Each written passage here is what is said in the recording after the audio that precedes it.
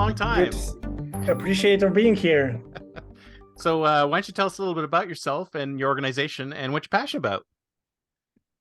Awesome. Well, that's a short intro.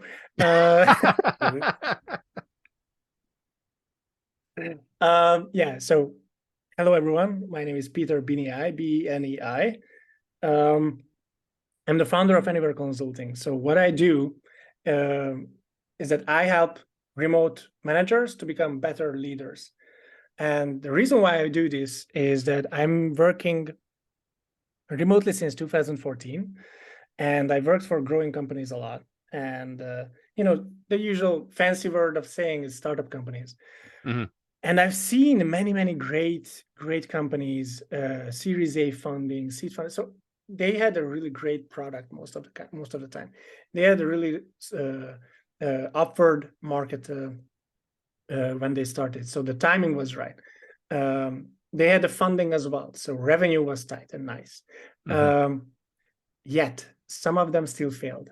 And what I saw most of the time is that the reason why they failed is that because the leadership wasn't prepared to lead their teams remotely. There were hiccups, flows, or issues or missteps that they did, and the team became disengaged.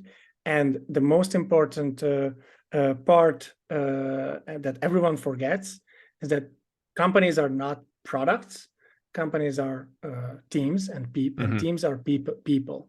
And if you cannot lead the people properly, or you cannot work properly with the people that you have on board, or you cannot attract the right people to work with you, then it means that you have an operational or business problem. It's not a people problem. So I started to help them, and what I found, and that might be interesting for your audience, is that most of the cases, startup founders, well, we usually associate startup founding or growing companies as the playground for 20s kids. They came out from MIT, Stanford, whatever, and they started to work on a product and yada yada. Now, yes, there are cases like this, but in most cases, startup founders who are growing really big, they are usually, like, I wouldn't say older people, but like 30 plus, 35 plus people who already spent at least 10 years or something in an enterprise environment. They saw a product, they saw a problem that didn't work, and they wanted to address that problem with the startup that they started trying to create. Meaning that, yes, they are innovating. Yes, they are creating a great product. Again, funding, timing, everything is right. But they spent 10 years in the enterprise. And most of the management styles and most of the team leadership practices, most of the way that they operate things is coming from enterprise. And what do you see in enterprise usually? You see walk the floor management. You see flyby management. You see personal in-person management. You see monitoring and reporting instead of supporting and performance-focused stuffs. You see low trust. People are already disengaged. So the managers actually address teamwork with the low trust itself. So they require more reporting, more monitoring on the team, and so on and so on. Usually how they manage people is through meetings, one-on-one, two-on-one, on team meetings as well. Sprints, agile, scrum, all of these practices that you had even if it's an innovative software company, is still enterprise-based practices. Now, some of them can work remotely. Yes, financial quarter is one of the greatest inventions of mankind. So you can use that in the startup world as well. Some of the financial modelings that you have, you can also do that too. Most of the project management skills that you had in enterprise are amazing because they were flawlessly executed. But leadership parts and actually managing people is really hard, and it's really Mm. different from your enterprise. And usually that's where, pardon my English, but that's where people usually fuck it up. So, Right. and that's where you need to actually do some work with them. So I provide a lot of mentorship, consulting with these leaders. So you've been doing this remote work for a while. So it wasn't the pandemic that drove you into No, doing this. yeah, I feel like a dinosaur. You know what In they the say, you remote shouldn't work. talk about anything that happened prior to 2008 because that makes you feel like a dinosaur. Yes, yes, yes. So my original background is in advertising and marketing. So I spent like almost like 10 years in in-office environment, creative departments in London and also in Budapest. I'm originally from Hungary. Um, and I switched in 2014. So it was it was kind of like a weird story. So let me share it. Hmm. I worked for agencies and Fortune 500 brands, right? And what I started to see in 2014-ish, 2013, that a lot of freelancers, agencies tend to use a lot of freelancers as a retainer um, for some of the services that they provide. So they usually have a core team and a little bit bigger team of freelancers that they come and go. Yeah. But the I hear freelancers, they Google is also more than 50% contractors. now. Yeah. Oh, nice, nice, nice. So yeah, everyone is aware of this setup. But what happens is that usually these freelancers, they also came into the office and act like normal, shall we say, normal employees. Right. And they also went to clients and so on and so on and so on. Now, what I started to see is that people tend to work from the laptops, but they didn't come into the office. And usually they spread around London or worked around London back in the days. But around 2014 and 15, I had online calls with them, and they were sitting in a beach somewhere. And Sounds good to me. that sounds good to me as well. That was exactly my thinking. And I asked them that, okay, so you're pretty much making money on the internet, right? Mm. And he said, and usually they said that yes, I do. I said, okay, this sounds like a super scammy thing to do. So I was immediately skeptical. But after a while, when I spoke to, I don't know, 10 or more people, and also, read the usual Bibles that we had, Tim Ferriss for our work week, Hmm. and the Basecamp's remote work book. So I thought that maybe I Boy, you should and do I this. have the same taste in books. Of course, I mean, these were really popular back then, Oh yeah.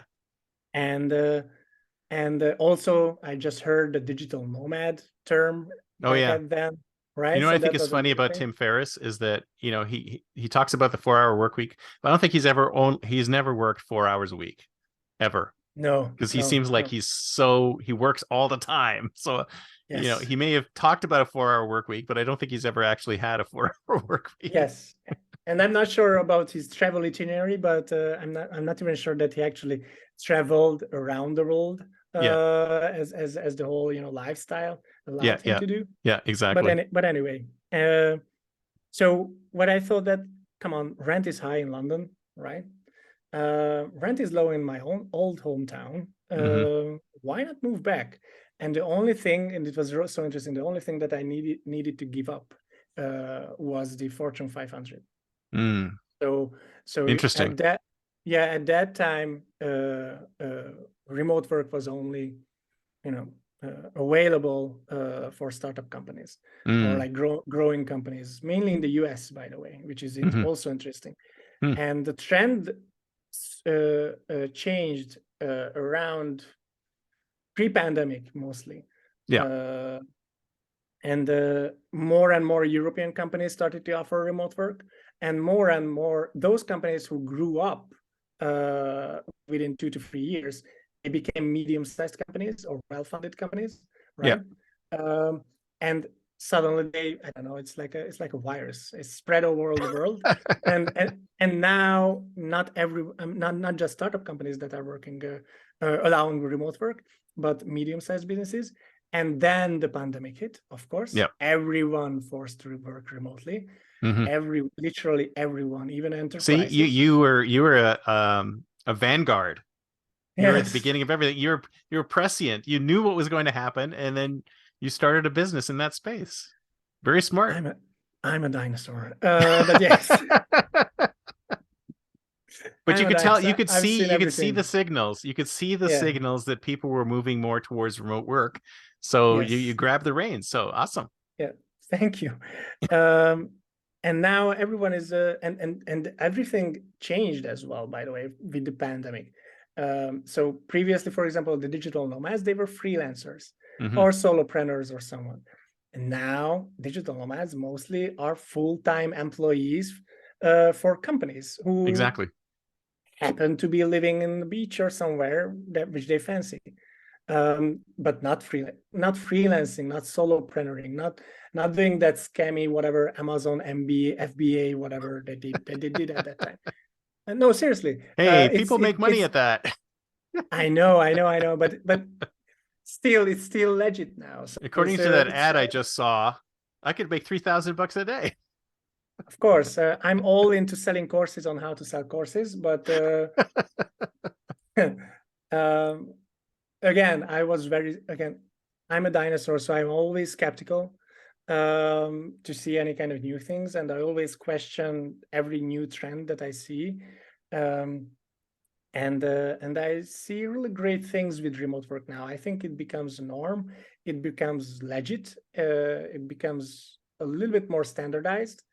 One of the great issues that I see also is that because of the pandemic, so what happened? Obviously, everyone forced to work remotely.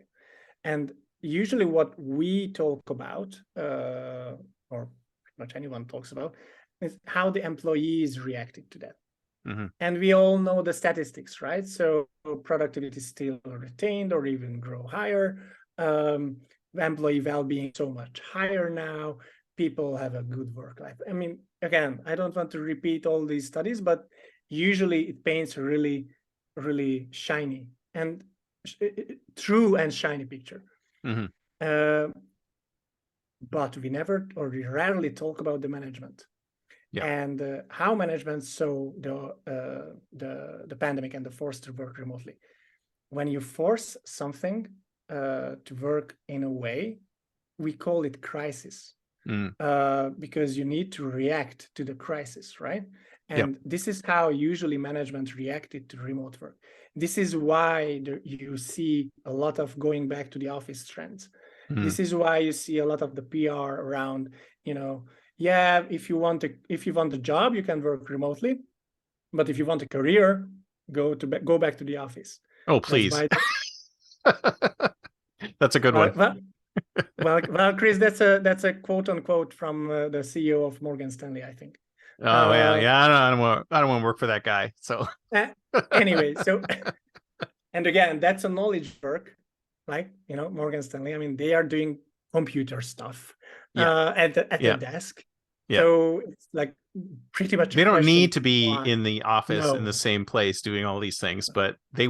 management wants them to be in the office in the same place doing these things. But again, you need to be you need to emphasize with empathetical with the management. You need to Hmm. understand why they are doing this. The Yeah. reason why they are doing this because they did not do it on purpose. Mm. They did only because they reacted to the crisis.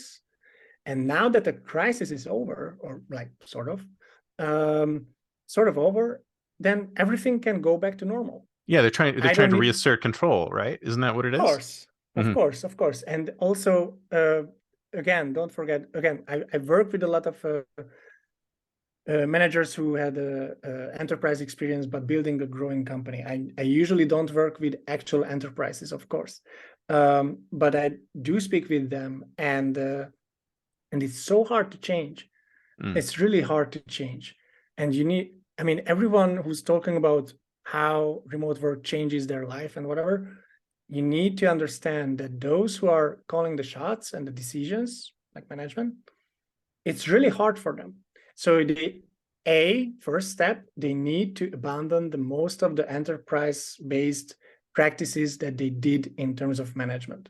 Yeah. I mean, drop that. It's not, I mean, like But vault the floor management. Is it because there is that no works? floor.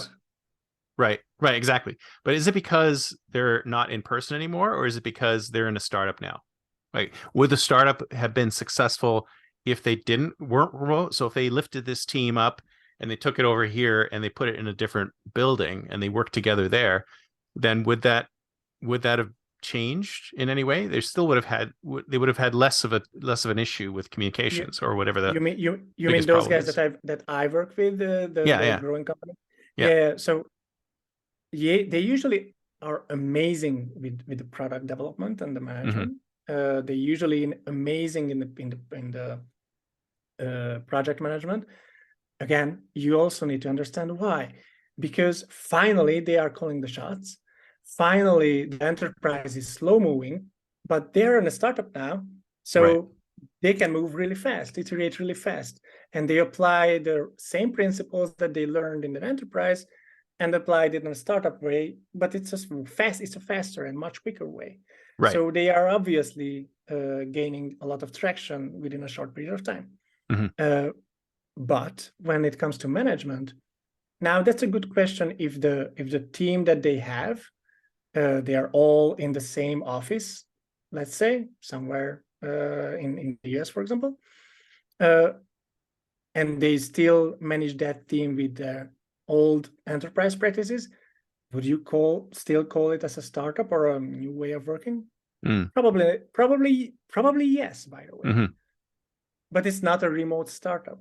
Yeah. And it's not a question, by the way, again, because for a startup company, the really important thing that you need to get is, I know we use a lot of that word, the talent, but still you need talented and motivated and committed people to join your company, because that's how you build great products.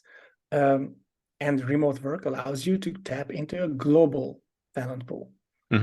So if you are a startup company and you're based in the Valley, let's say, where you are, yes, you will have higher prices and higher fees and costs on the office space, obviously, and you also need to pay a lot more to your people. Oh yeah. Obviously, if your product allows you to do so, by all means, go to a WeWork in downtown San Francisco, and collect everyone there. That's fine, and you can stick to your old management routines as well. Well, you need to a little bit. Yeah, that makes your runway really short though, because you're spending a lot of money on things that you don't really need to. Again, it's a question. If you, it's a money question. If you have enough funding, if you have enough revenue, and you can allow yourself and your company to retain that high fee, high cost, by all means do that. Yeah. But bear in mind that you will have a limited access to a limited talent pool. Two, other companies, your competitors, they are by all means saving that cost at any time, at anywhere, because they are saving cost on the salaries. Not everyone gets to pay, six-figure salary in the Valley, multiple six figures. And I mean, I know everyone is super freaking special, but a developer in Valley probably knows almost the same as a developer in, I don't know, Eastern Europe, shall we say, or anywhere in Europe. But the other dude charges like, I don't know, 10 times less. So which one you would pick? Second, obviously, office space. You can save a lot of money there, but what you save on the office space, before anyone gets really bumpy on saving too much money, you need to understand that even in a remote company, you need to reinvest that savings that you have in the company. You need to reinvest in culture, it's so hard to build culture remotely, Hmm. harder than in an office. I wouldn't even know how Uh, to start. I wouldn't even know how to start building a remote culture. Maybe you can tell us a few things that will work. FaceTime. You need to have a. I mean, sorry, FaceTime but like actually in person, or are we talking in FaceTime person. on the phone? No. Face. You need to have. It can be a good way to do that. So have a retreat, organize everyone into one single location every quarter, for example, or every half a year, Yeah. Yeah. or at least every year. Well, I've been on Um, some successful projects where it was just one time, right? The very first time we all like yes. we did a kickoff meeting. So we all came together for the kickoff meeting, and then the 3 year long project, we never saw each other in person ever again. And it worked really well because you made that human connection in that one meeting, and then after that we could just sort of riff off of that because we got Yeah. to know each other Yes. in that one session. Yeah. But culture happens after the kickoff meeting in the pub. So Mm. I'm just saying. That's right. Uh, so when you organize that, bear in mind that people need some me time, together time, and not just work time. Oh But yeah. yeah, and again, it costs so much to, I don't know, fly everyone to Bali or whatever. Yeah, it costs so much, yes, but your office space in the valley costs, I don't know, 10 times that much. Exactly. And you need to pay it every month. Meanwhile, you can, if you are short on revenue, let's say, because whatever reasons, you can call off the retreat. Who Yeah. cares? I mean, we don't have money for that now. Yeah. And you solve it some way or another. So again, reinvest that in culture. That's also important. And learn to manage people differently. And when I say differently, I think, well, this show is short to actually give out all the tips, but one of the best tips that I can give is to uh, do a little bit more async work. Mm. Because the main difference between a non-remote and a remote environment is that in a non-remote environment in the office, everything is a little bit more organic. Yeah. It happens almost instantly. Hmm. You have, and everyone, I'm not sure who saw the last time a water cooler, but everyone mentions the water cooler conversations.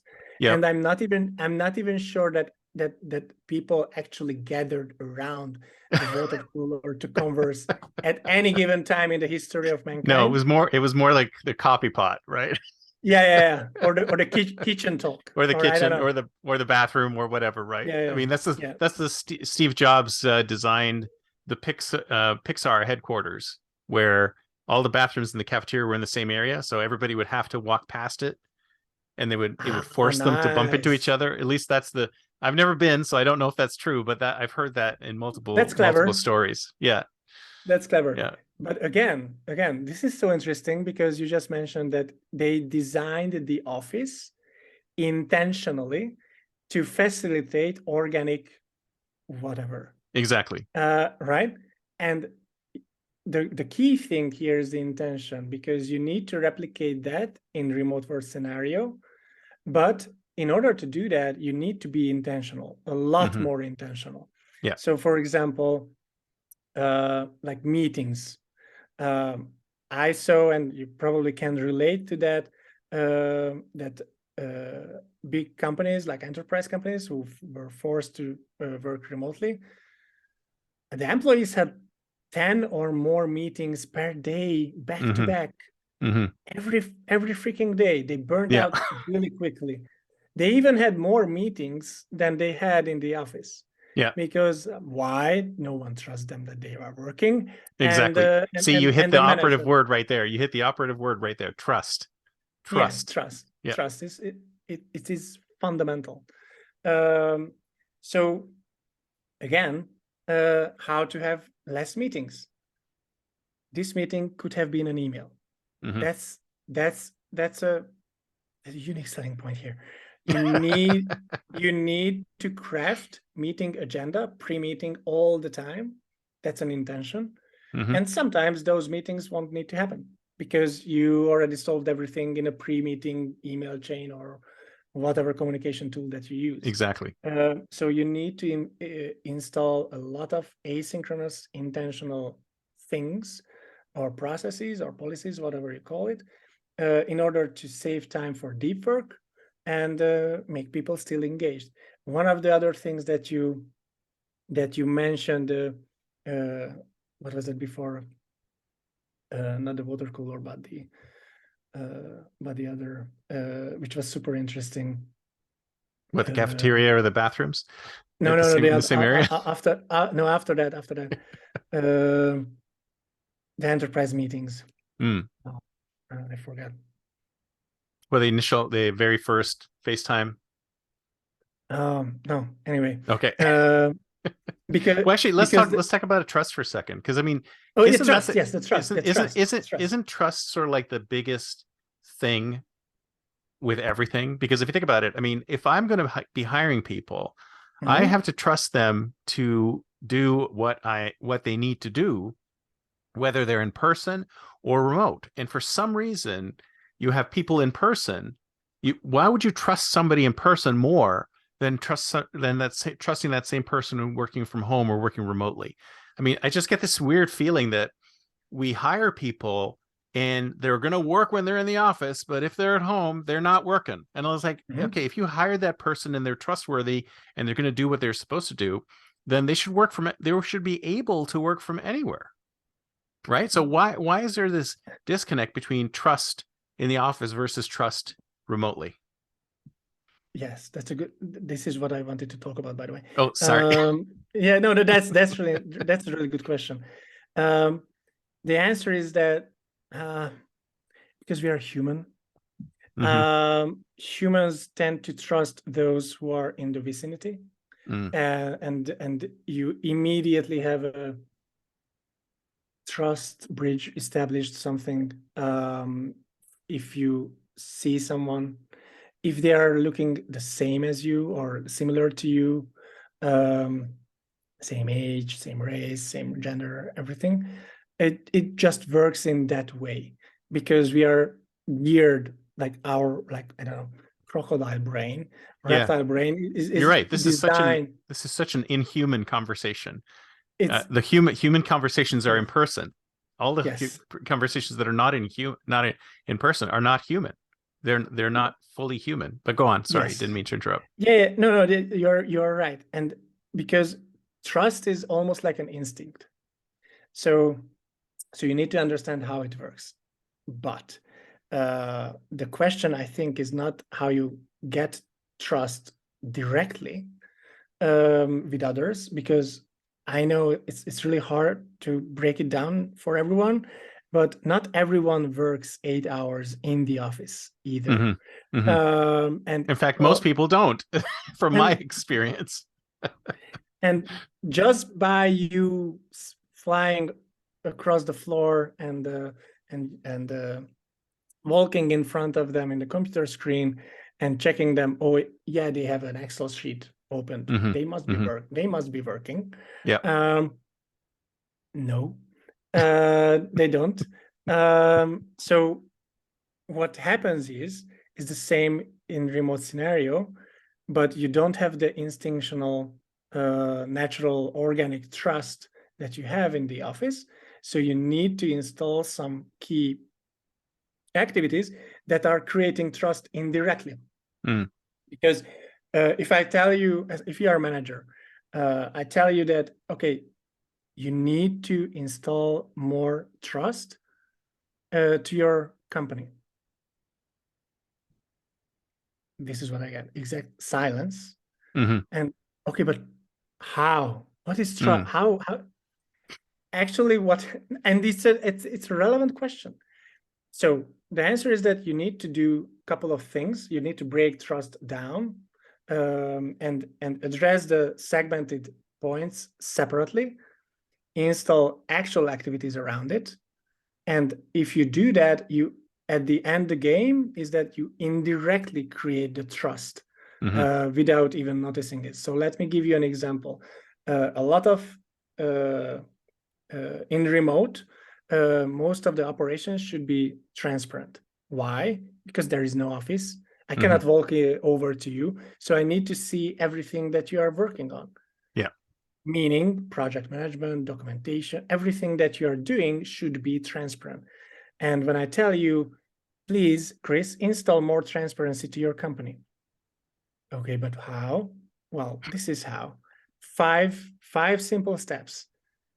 First of all, transparency is access. Hmm. The more you access to, the more transparency you have within the company. Where can you create more access within your company? Access to information, that's first. Have an internal hub. I'm a dinosaur, so we call the Notion and the other wikis that people call it right now, we called it as a intraweb, or no, Hmm. intranet. Intranet. Intranet. Yes, I remember that Intranet, term. right? It's the Yep. very same. It's the Hmm. very same, but now it sits in the cloud, and we have apps like Notion and others to do so.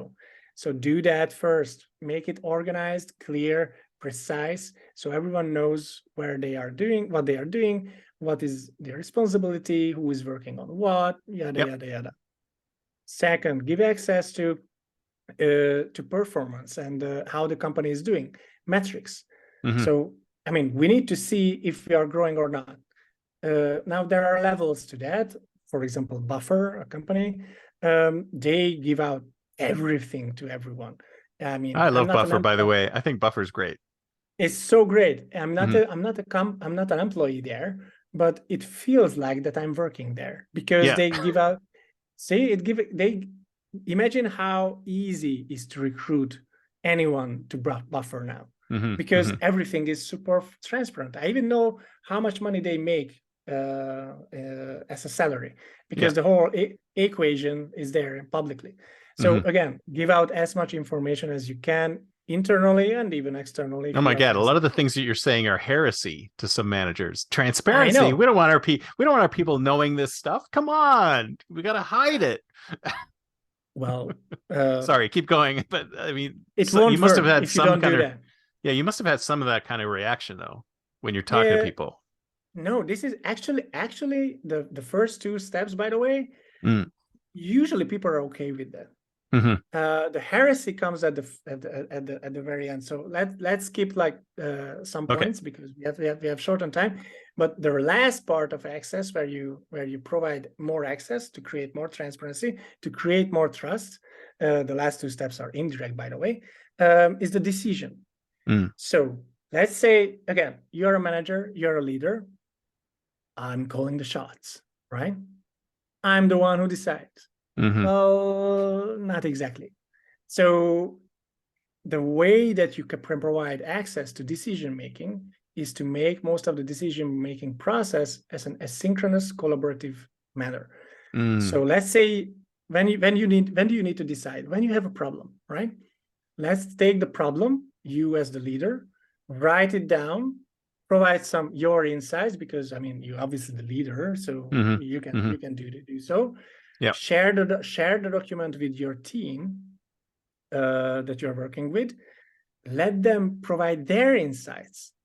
I know it's hard to believe, but they are experts. Hmm. They are working on something that they are really good at, and they probably have some sort of insight on that problem because it's your shared problem anyway. Yeah. And by the way that they provide insights to that problem solving, they are immediately on board with the decision making and the problem. So Exactly. whatever, right? So you don't need to Yeah. sell the decision internally anymore. Take the document, everyone feedback, concise it, group it, whatever you want, facilitate it, and then go to a meeting live. This is the first live session in the decision-making process, by the way. Hmm. Already have 3 steps asynchronously. First live meeting with the team, discuss everything, answer all the questions, Q&A, feedback, whatever.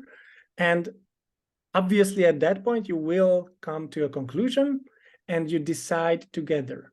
Mm. And Oh, so it's not a everyone, Jean-Luc Picard, everybody come to me and then, but I'll make the final decision. It's not like that. yeah, yeah, and I'm not in the corner office. So yeah, so not anymore. Hmm. That days are gone. Yeah. And when if you are a leader and you ask me that, okay, but I'm still a leader, right? I'm still managing this whole process.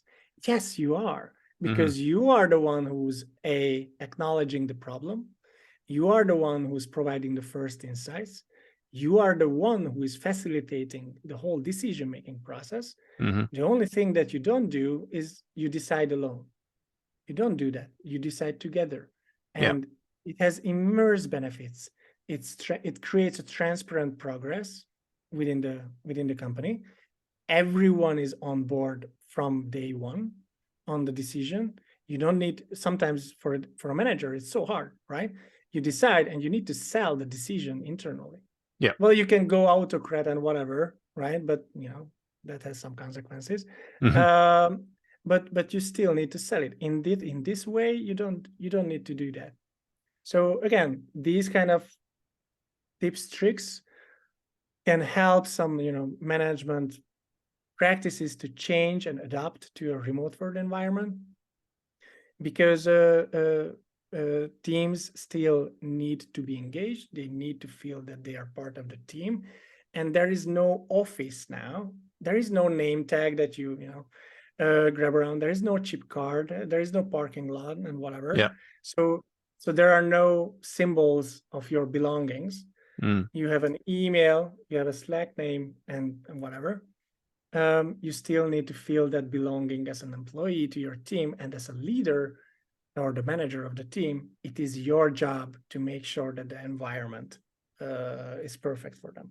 Right. Right. Oh, I love it. I love it. Is there one more? I think you said there was two more after the What? decision. Is there anything after the decision, or is that it? Is Oh that no, you decide and that's it. You roll it out, yeah? execute, ideate and execute. It sounds a bit like a servant leadership.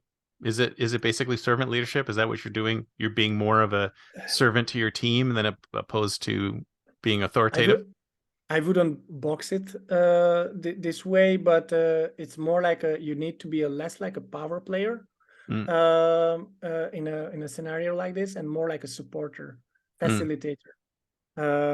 Most of the Because again, it's really hard to be assertive in a remote environment. mm-hmm. What are you doing? I mean, let's say you have I heard that so many times, that the leader assertively, no, you are not getting the raise. Yeah. No, you're not getting the whatever. Yeah. Um, and people just drop off the meeting, and that's it. No, seriously, It's like walking out of a conference room. Nobody it's does so that in easy. real life. It's so easy now. Yeah. You cannot do that. And also, um, the so when you, for example, when you are super assertive in an office scenario, people have like I don't know, 1 or 2 hours of like venting out Yeah. when they are going back home. Mm-hmm. They are already at home.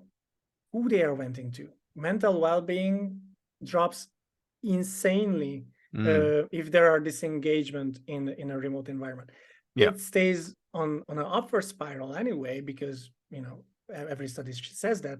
But and also don't forget the generation gap.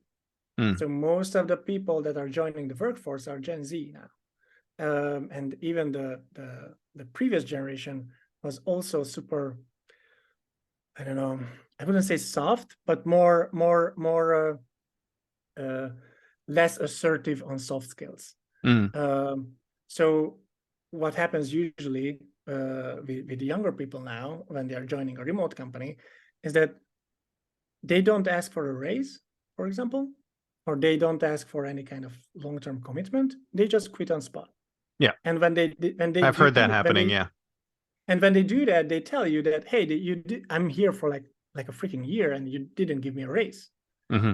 And so I'm quitting. And the manager tells them that, oh, come on, boy. I mean, we love you. Whatever you want, you will get it. All the raise and more. Nah, sorry, I already quit. I don't care. So Yeah. Exactly. there was no communication because they are so afraid of assertive communication, like a negotiation, Or for any kind example. of conflict, right? We sort Any of kind, yeah, run from yeah, conflict. Yeah. yeah. And this can be an issue if you are leading your team as more like a power player and Mm-hmm. less like a supporter. So if Hmm. you're a supporter, you already know. You already know who's trying to, move forward or want more, or whatever they want. Because you are more like you talk to others. You're more You are engaged with the part. team. You're Yeah. because you are part of the team. That's also one of the big issues, that no, you're not sitting on your corner office. Yeah. Everyone is sitting in their freaking kitchen now. So no, seriously. Yeah, And exactly. even you, The even pretensions, the you, pretensions are gone. no, nothing, zero, level down. It's died. Yeah, no, Died, I died out, remember nothing. working with a guy at Verizon, and he had his office in like a closet. I could see like shoes behind him. Yeah, I'm like, dude, put up a background or something. But it just Yes. goes to show how comfortable he was with the like everybody seeing that environment. So it's just an interesting equalizer on all fronts. I Yes. think it's Yes. Yes. it's I cool. wouldn't name company names and names, but I've had a call with a very, very prolific and very funded VC company, Hmm. and their leader, and the guy called, I'm not kidding, from the toilet. I mean, Wow. not doing Wow, he was anything just in the sitting in the toilet, toilet. but he said that, okay, the kids are running around, Yeah. and now we are in an Airbnb in whatever, France or whatever. Yeah, yeah, yeah. Um, and it's a small one. And this is the most silent room that I could Yeah. get on my hands on in the house, Yeah. in the toilet. So again, I love how multi-billion casual it's made dollars. life. It's great how casual it's made life because people don't have to put on airs anymore. It's like I'm sitting on the No. toilet or it's like the other day I had a call with somebody and I just happened to be walking by Blue Bottle and I just stood up against the wall and I had that as my background and I was in call with it. It's just people can talk and work and can connect at any point in time. So it's great. I love it. I love it. Yeah, But yeah. it must be hard for I mean, some of the people that you're working with, it must be hard for them to make that transition, right?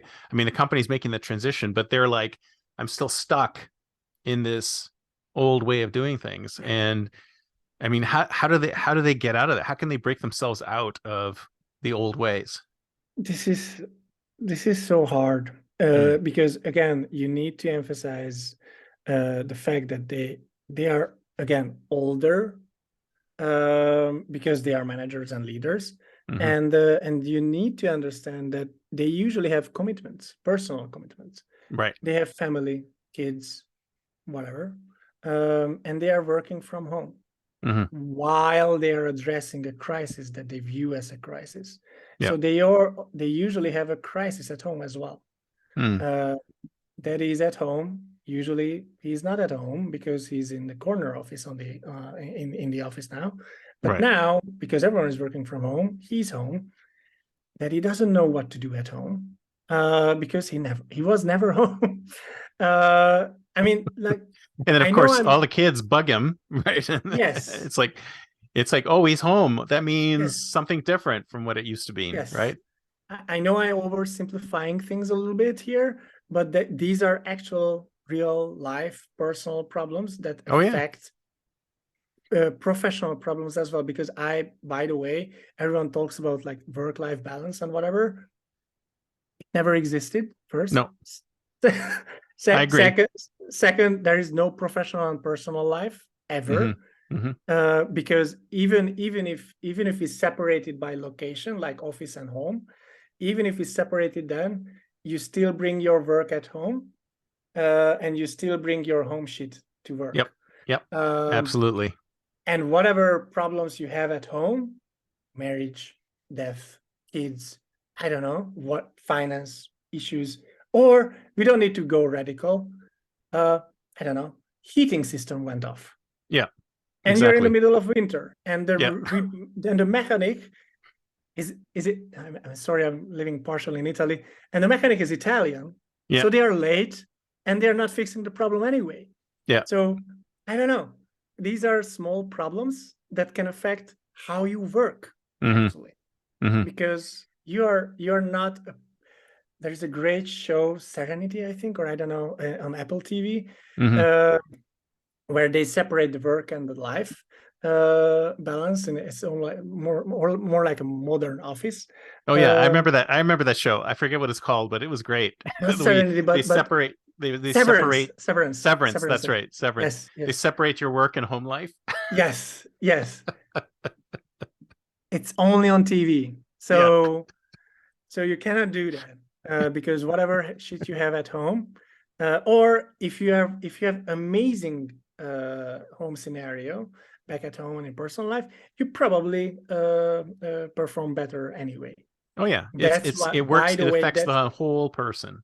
The whole person. yes. Yeah. By the way, that's why we see an insane increase in productivity for remote workers, Hmm. because now they are mentally and physically a little bit more balanced Yeah. and stable, because they can care about their own personal life a little bit more.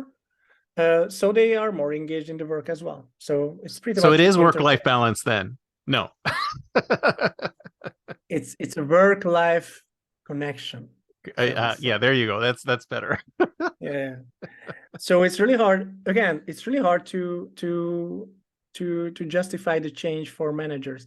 Um, and one other, I mean, if anyone is selling remote work consulting, and listening, the way that you do, meaning that you present a crisis over crisis and fear over fear uh, to managers, it's not going to work, Mm, because most of the other consultants that they usually do is that you have to adopt remote work, mm, otherwise you go bankrupt. you hmm. won't you won't find talent, you won't find people, your own people will become disengaged. No, first of all, not everyone has to be remote. That's one thing.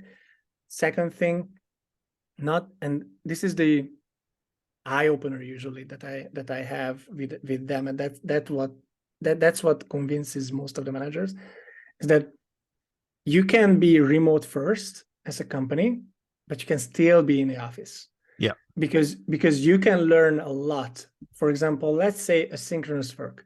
Asynchronous work, most of the time, it means documentation, Hmm. right? I mean, bare and simple. You write down and record and write down everything that you do and make out policies from that document Hmm. and host the document in the cloud. Pretty much that's it. I oversimplified it again, but this is the gist of it. Yeah. Let's say you have the office. Mary, one of your colleagues, um, is on the way with a baby, and she will go to maternity leave for half a year or a year or 2 weeks if it's in the US. Sorry, I could. Yep. It's Is different. it? Yeah, it's different. Anyway, so she goes away. She has a managerial position. What happens usually in that case? There is a maternity coverage. Someone gets hired just for that short period of time, or someone gets the work from Mary for a limited period of time, a little bit more Hmm. pressure, whatever. Yeah. Um, what happens usually is that within these companies, productivity for that activity that Mary did before drops Hmm. because briefing wasn't right. It's not Mary. Yeah. Um, it's different. Yeah. So what if Mary writes down everything that she did, and she's writing that down for a year now, Hmm. and all the documents are there in the cloud, and whoever comes will take those documents and getting up to speed within days, Yeah. and usually able to replicate what Mary did before.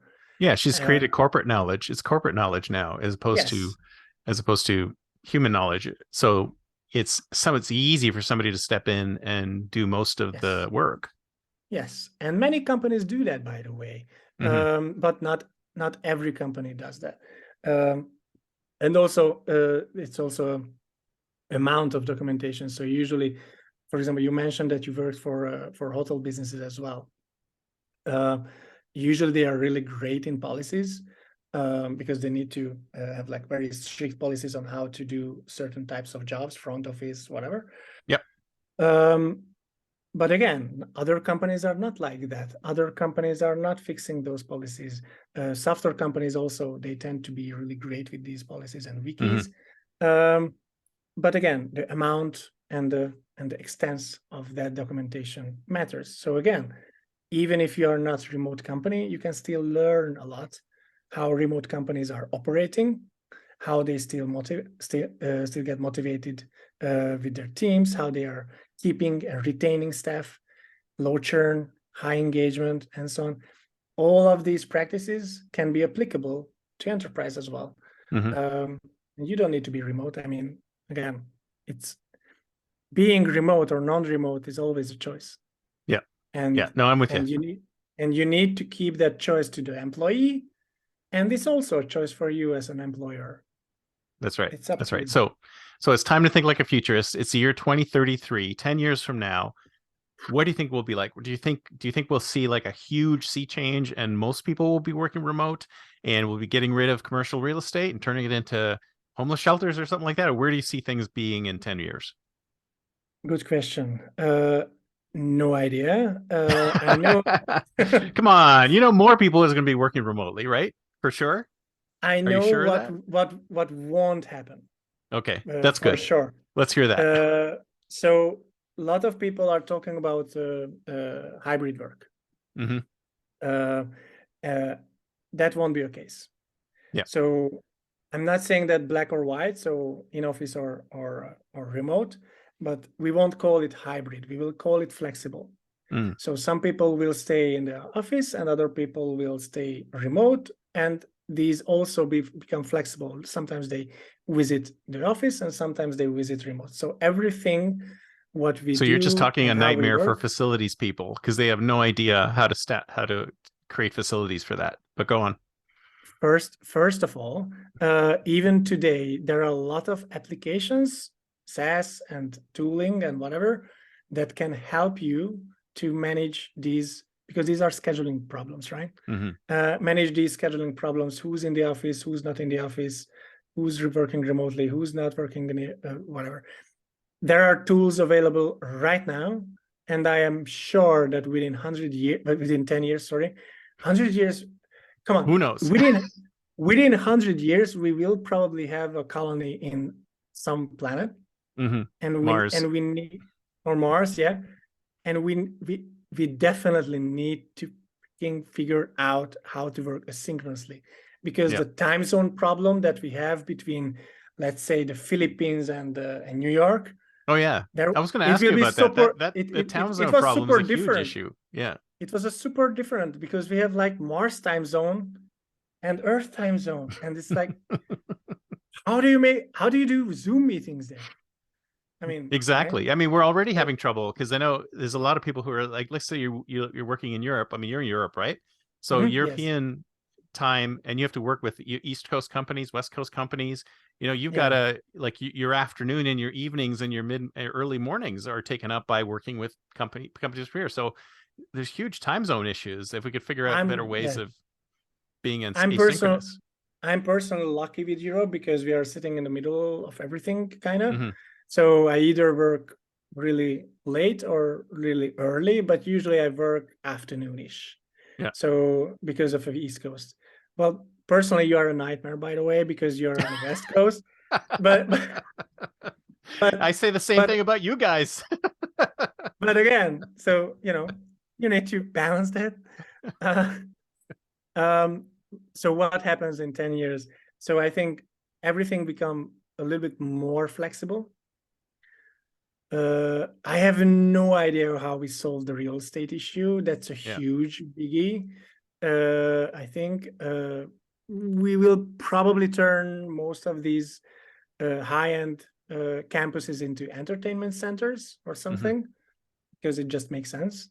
Hmm. The usual classic offices, which the glass ceiling, whatever, Yeah. super boring ones, they are probably become housing Hmm. or something. But again, it has to be addressed, and I think we will see trends already unfolding within 10 years with that real estate. That's Hmm. huge, by the way, mainly in the hub cities. So that's that. I think, yes, more people will work remotely. And I honestly hope that within 10 years we won't be having this almost insane conversation about where we work, Mm. because come on, technology allows us to work from anywhere, Yeah. Especially uh, now. I mean, it was tougher especially when now. we started, right? 10 Yes. years ago or so. But And it now will be it's, even better within 10 years. oh yeah. Yeah. So we won't have this conversation anymore. We will focus more on the conversations on when we work. I hope that we will figure by within 10 years we will figure that one out as well. Hmm. So synchronously or asynchronously.